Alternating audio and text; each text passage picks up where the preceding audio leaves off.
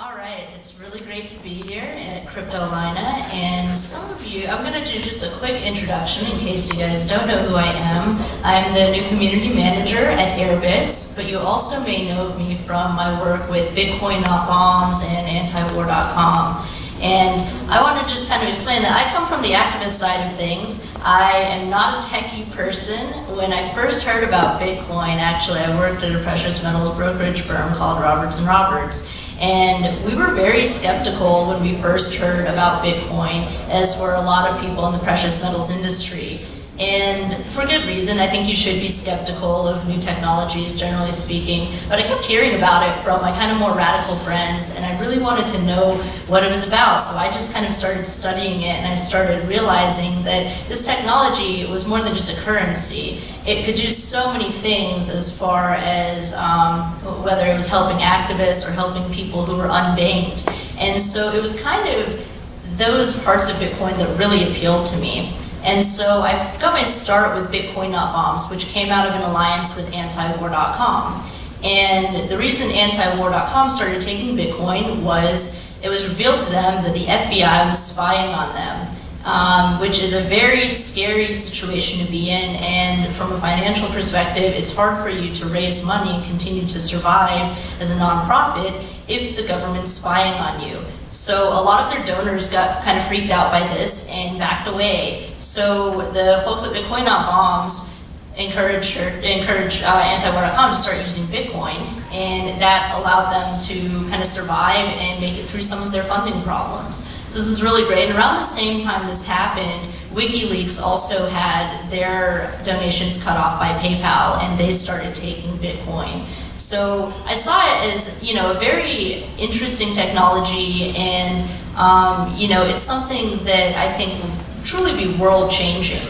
And another thing that I've kind of realized, when you kind of broaden your perspective outside of the U.S. and you kind of think, on a global level, is this technology is useful for, building communications and building relationships with people all around the world. So I want to talk a little bit about a topic that we don't always hear about in this space, and this is going to be kind of more of like a philosophical talk and less of a technical talk, and that's empathy.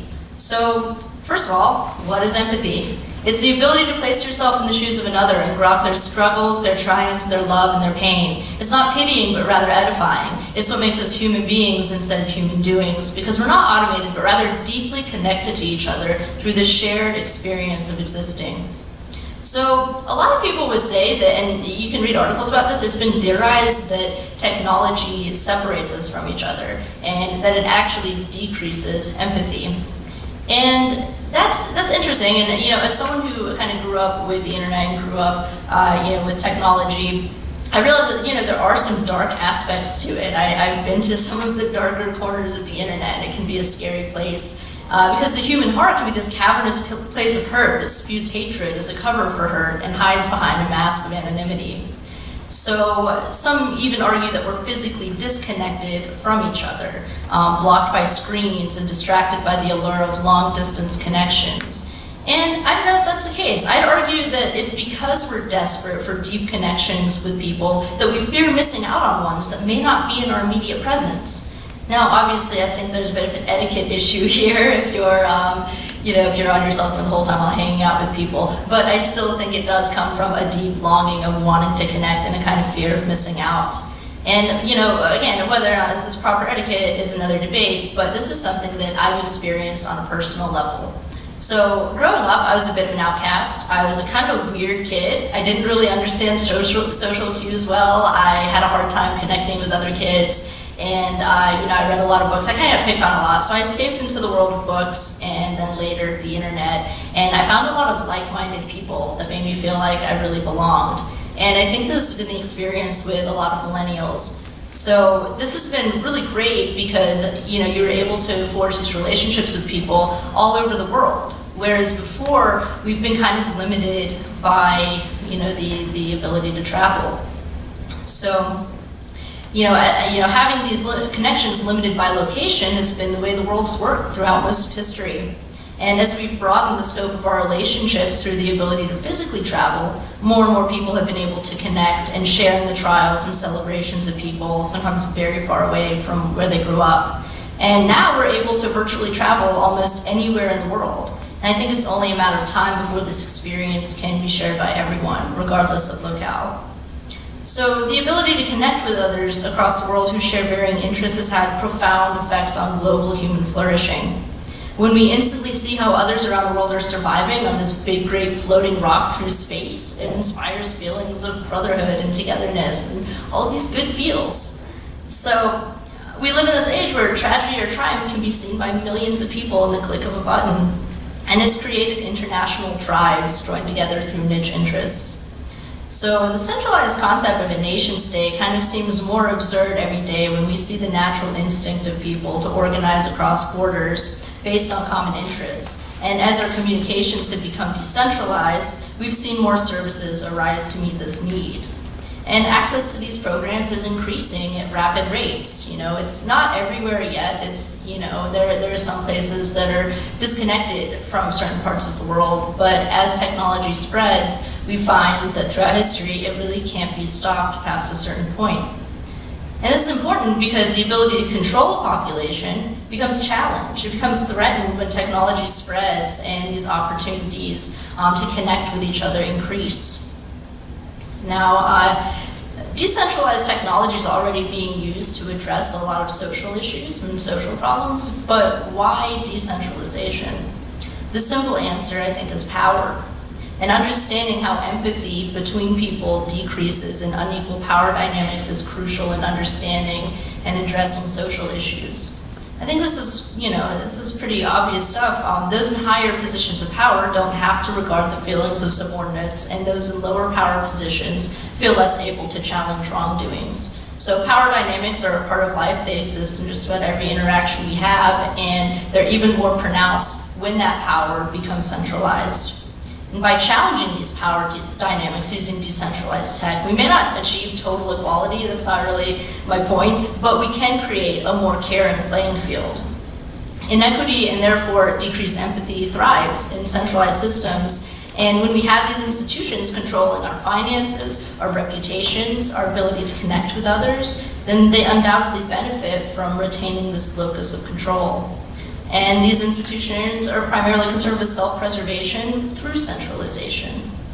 And again, that's not to say that decentralization is without its challenges. It does have its drawbacks, as is any idea. But it can accommodate the needs of many diverse communities with different value systems. And also, when it comes to finances, the ability to send money or value anywhere in the world democratizes currency. Competing currencies, by their very nature, decentralize the power the nation states can have over trade. And history has shown how free trade naturally leads to greater human flourishing for all parties. The more we interact with each other, even through simple transactions, even through bartering or just transacting with one another, the more we can become connected on an empathic level to our fellow people. The internet is borderless, and I believe the future will be too. We're seeing this happen a lot, especially in Bitcoin, and it's something that keeps me really highly motivated in the space, is seeing the deep concern that Bitcoiners and the larger decentralized tech community have for others across the world. And so, for example, we no longer live in a time where a tribe is limited by jurisdiction. They're kind of worldwide now. So when we see footage of, say, natural disasters, we can mobilize. We can use those feelings of sadness to help people. And one of my favorite examples I like to use, it happened a couple of years ago with the mutual aid charity Free Aid. And there was a typhoon in the Philippines. It was extremely disastrous, as some of you may remember. And there were a lot of aid organizations that were able to make it out there, and a lot of them were using PayPal to take donations. And Free Aid was too, but they were also accepting Bitcoin. And at one point, now Free Aid is a much smaller aid organization, but at one point PayPal cut off their funding for some kind of arbitrary reason, and they didn't really give that much of a warning. They just said, okay, your donations are being cut off now. And this is an aid organization trying to help people.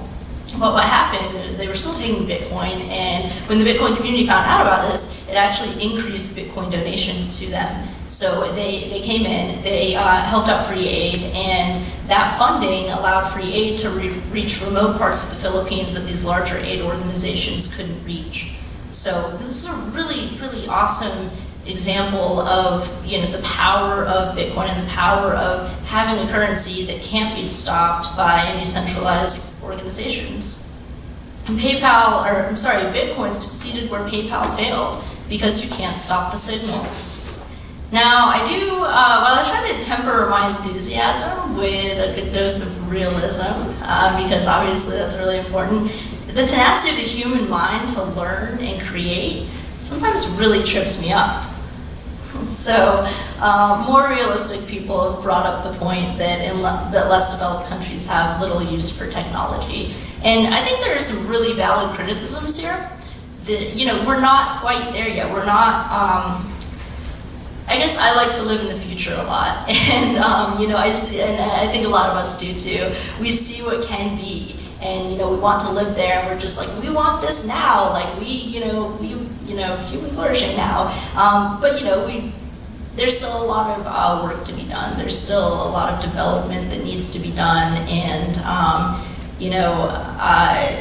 think it's increasing. But yeah, there's still work to be done. But I have another really cool example for you. I'm reminded of the story a few years ago. Some of you may have heard of the One Child, One Laptop project.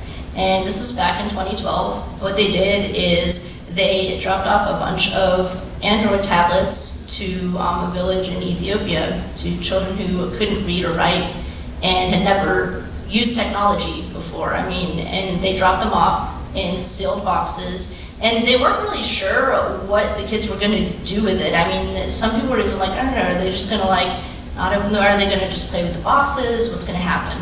So, well, obviously the kids opened it up. There were no instructions, by the way. There was no indication of how to use these tablets that were dropped off. So this is awesome, because within 5 days, the kids were using 47 apps per child per day. Within 2 weeks, they were singing ABC songs in English in the village, and within 5 months, they had hacked Android. Now, these were very basic tablets that had several features disabled, and they hacked them, things like cameras. They hacked the cameras and were taking pictures of each other. And this blows my mind, because I'm not a hacker. I'm still, my technical level of understanding is, it's gotten much better since I've gotten into Bitcoin.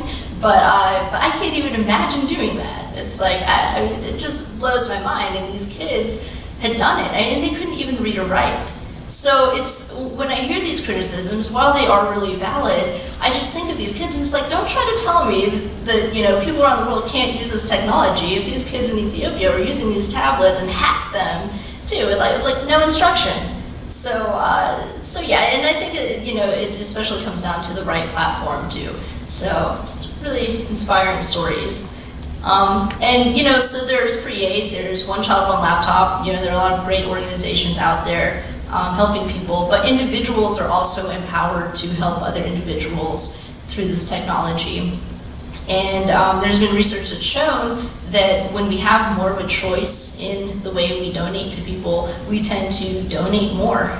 And instead of relying on state-funded aid organizations, we can engage in voluntary transactions. And this is a big deal. People do want to help each other. People love to help each other, because I think a lot of us can see that we're more similar than we are different. Now, decentralization is at the core of Bitcoin, and while some organizations want to sacrifice it for ease of use to resemble legacy systems, and that's understandable, others realize the value of keeping Bitcoin decentralized. And while teaching others about the benefits of using Bitcoin to send financial assistance across the world, it can be really challenging to get someone up to speed on the security requirements that they'll need. It's hard for them to be empowered, financially if their funds can be easily lost or stolen. The learning curve is a hurdle, even in the first world, used to instant safe transactions where centralized organizations hold the user information in the event of password mismanagement. So generational and educational differences can cause hurdles too. And people want things to be easy. And this is something achieved by tech giants, but sometimes elusive to the security-oriented Bitcoin space. And this rang really true for me. I became really discouraged for a while when I was getting people started with Bitcoin. Because the more I learned about security, the more it became important that I follow through completely on a more deep level with someone that I set a wallet up with. I didn't want to just set someone up with a wallet and send them a couple dollars worth of Bitcoin only to have it be lost or stolen. That's not really empowering, and if people lose their money, I mean, they're not going to be likely to use a currency that can be easily lost or stolen. So I got kind of bummed out for a while because there wasn't a really easy way to do to do security. And yeah, I wanted them to really truly understand it. But the thing is, a lot of people didn't want to take that time. There were several people that I was like, let's sit down. It's going to take maybe an hour or so, like depending on who it is, to get you up to date to protect yourself. And people just don't have that time. It's very difficult to kind of explain the reason for numerous passphrases and this idea that you definitely don't want to lose your password or forget your password, because once it's gone, it's gone. Again, people are used to losing their passwords and being able to send an email and have their password reset. So, and a friend of mine, a radio host named Ernie Hancock, was a frequent critic of Bitcoin. He had me on his show numerous times, and he had other really prominent Bitcoiners on too that were way smarter than me about the security aspects, and he would just kind of hammer us. And he's a friend of mine, but he would really push us. He was like, listen, this is just too hard to do. There's just too many steps involved. And he started using this term that still kind of cracks me up, which is called the grandpa just button. And he's like, listen, if you want people to use this technology, you need one just button. You don't need this whole series of steps saying, oh, well, you just do this, and you just do this, and you just do this, and you just do this, and you just do this. People kind of tune out after that. So he had a real point with this, and and then he did get some pushback. I mean, there are, I think, a pretty large portion of Bitcoiners who are like, well, people need to do that. People need to learn the hard parts of Bitcoin, and they just need to suck it up and do it. And I get that argument, but it's not realistic if we're wanting to grow this technology and get to where a lot more people are using it. So so he was skeptical of a lot of Bitcoin platforms because of their complexity. And when it comes to banking services, you just want ease of use and you want high security. And finally, he calmed down, and his criticisms were satiated when he discovered Airbits, which I think I might start referring to as the grandpa just button of Bitcoin wallets. So here's where Airbits comes in. I've been really impressed with how they've managed to balance ease of use with high security and privacy standards. And the fact of the matter is, people aren't going to take the time to learn about Bitcoin on a deep technical level to be able to protect themselves from theft. So I want everyone to be able to use this technology. I think it can vastly improve the lives of billions of people around the world. But it has to be easy to use. It has to be something that those unfamiliar with any kind of banking can use. Right now, a lot of us are lucky enough to have access to mobile banking, which is a very familiar it's a very familiar feeling, but there are a lot of unbanked people who have never even had that experience. So whether it's your grandfather or like a young child, it needs to be accessible for people of all ages and all educations and generations basically. So some features I like about the wallet are the expanding directory of merchants. I think one of the biggest criticisms people still kind of have if they don't know that they can spend Bitcoin in a bunch of places, where can I spend it? What can I do with this weird, creepy internet money you just sent to me? So yeah, we have like an expanding directory of places to take Bitcoin, over, I believe, 100,000 merchants now, and that's expanding pretty rapidly. And we also try to vet them and make sure that they're actually taking Bitcoin, because sometimes it is easy to get someone set up with Bitcoin, but they're maybe not necessarily going to keep taking Bitcoin if they're not getting support from Bitcoiners. So another thing I like, and this kind of plays to the ease of mobile banking, and that's the ability to separate transactions into easily distinguishable categories. This is good for financial management. There's a feature on the app that allows you to add extra notes, and you can add transfer income, exchange, for tax purposes, for personal purposes. Regarding the taxing, you probably should be paying taxes on your Bitcoin. That's a philosophical question too. But also, I also like that the ease of use is combined with better privacy than a Swiss bank. And as you know, this is a service that's limited to a very small percentage of people. And I believe that those kinds of standards should be accessible to everyone. High privacy standards can be for everyone, not just those who can afford it. So, because of how we've applied peer-to-peer decentralized storage to our platform, there's also no single point of failure. So if our servers go down, you can still access and send funds through the app.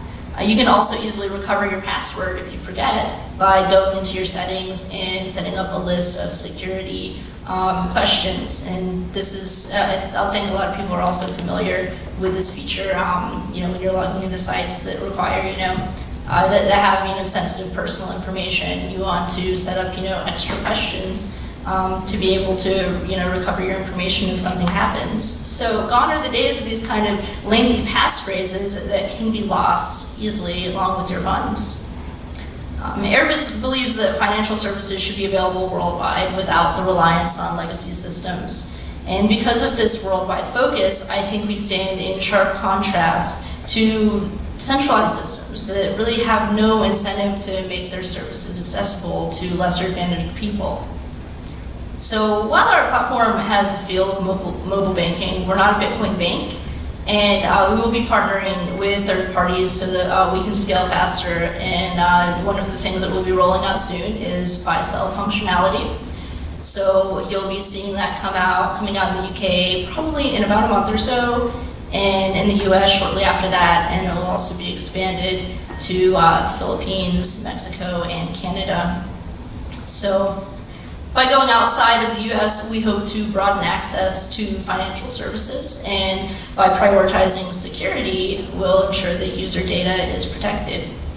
We're also working to expand our expertise outside of, some financial services too. And I can't give away all of our secrets, but we do have some really cool things that we'll be working on in the coming months and year. So we don't want control over your funds, basically, because we believe that there is inherent power inequity in this banking systems today.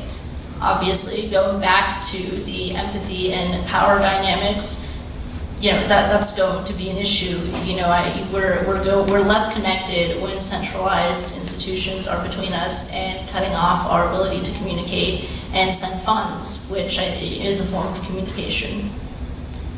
So, really, how, when a bank can control how much of your money you own, or how much, of your own money you can withdraw, as they're doing in Greece and other countries, then do you really have control over it? A phrase that we use in the precious metals industry is, if you don't hold it, you don't own it. And the same is true for any type of money. But much like Uber owns no cars and Airbnb owns no homes, Airbits aims to be a financial platform that owns no money. Are we starry-eyed idealists? Maybe. But as Paul Graham has said, live in the future and build what's missing. And there's no time I'd rather live in. And with a focus on what's possible, we hope to build what will be. Because when power is decentralized down to the individual level, we collectively thrive more, and empathy flows through channels unable to be stopped by any centralized organizations, financial or not.